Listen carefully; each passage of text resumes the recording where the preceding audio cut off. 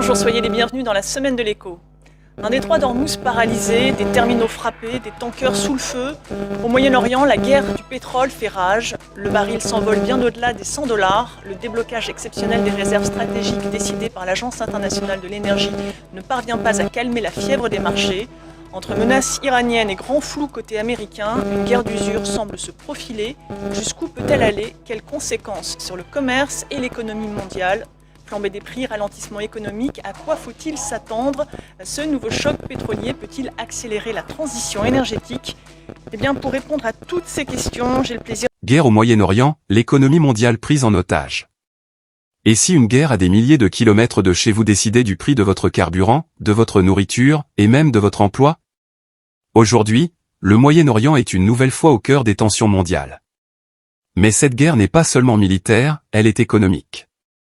Du pétrole qui flambe. Des routes commerciales bloquées. Une inflation mondiale qui repart. Une question se pose. Sommes-nous tous pris en otage par ce conflit? Partie 1, le Moyen-Orient, cœur énergétique du monde. Le Moyen-Orient n'est pas une région comme les autres. C'est le centre névralgique de l'énergie mondiale. Environ 20% du pétrole mondial transite par le détroit d'Ormuz. Une énorme partie du gaz naturel liquéfié passe aussi par cette zone. Ce détroit est un goulot d'étranglement stratégique. Et aujourd'hui, il est menacé. Avec la guerre en cours, le trafic maritime est perturbé. Résultat. Le pétrole augmente rapidement. Le gaz devient plus rare. Les marchés paniquent.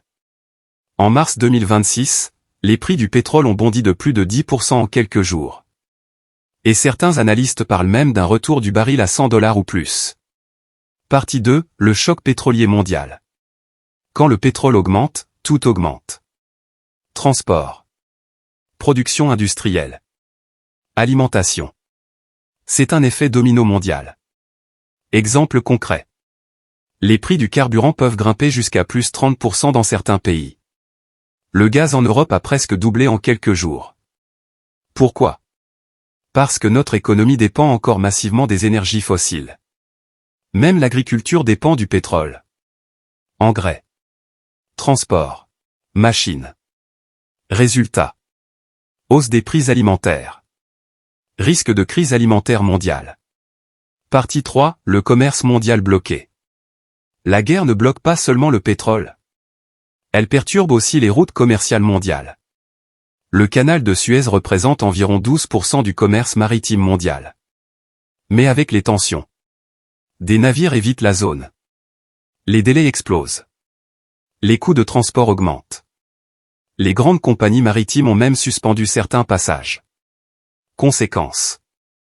Produits plus chers. Retard de livraison. Pénurie possible. Et ce phénomène touche directement l'Europe, l'Afrique, l'Asie. Partie 4, l'Afrique en première ligne.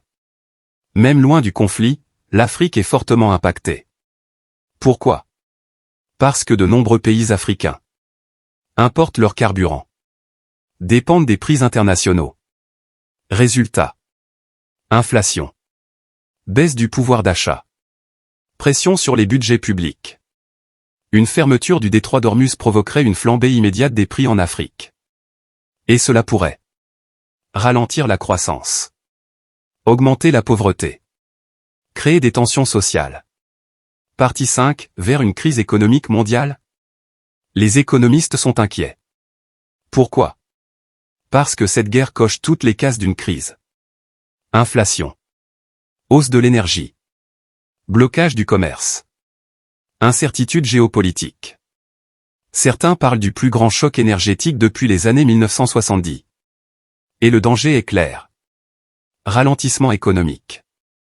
Récession possible. Instabilité financière.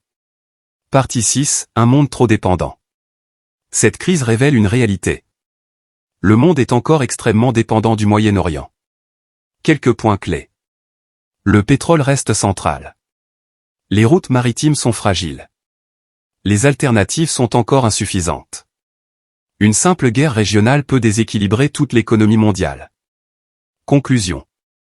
Cette guerre ne se limite pas à des missiles et des frontières. Elle touche Votre carburant. Votre alimentation. Votre avenir économique. Le Moyen-Orient est aujourd'hui un levier mondial. Et tant que cette dépendance existe, le monde restera vulnérable. Si tu veux comprendre les enjeux mondiaux simplement, abonne-toi et active la cloche de notification. Et dis-moi en commentaire. Penses-tu que cette crise peut devenir mondiale ?